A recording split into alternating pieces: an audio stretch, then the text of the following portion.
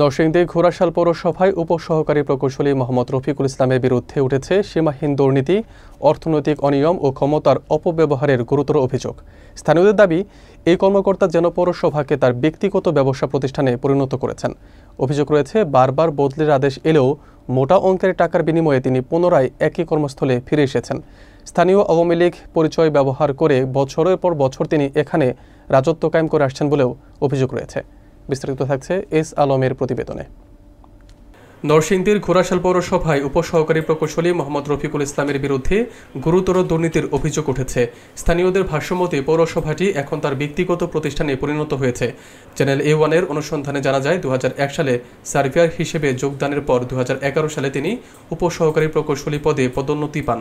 এরপর থেকেই তিনি পৌরসভার বিভিন্ন উন্নয়নমূলক কাজের মাধ্যমে অর্থনৈতিক অনিয়ম ও দুর্নীতির আশ্রয় নিয়ে কোটি কোটি টাকা অর্জন করেছেন বলে অভিযোগ রয়েছে। সবথেকে চাঞ্চল্যকর বিষয় হলো, তার বদলির আদেশ এলেও তিনি মোটা অঙ্কের টাকার বিনিময়ে পুনরায় ঘোড়াশালে ফিরে আসেন।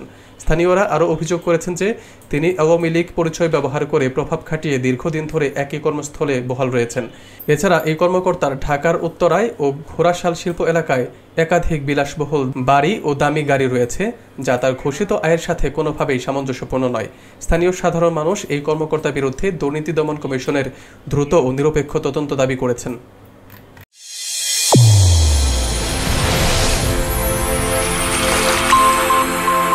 চ্যানেল A1 হৃদয়ের স্পন্দন।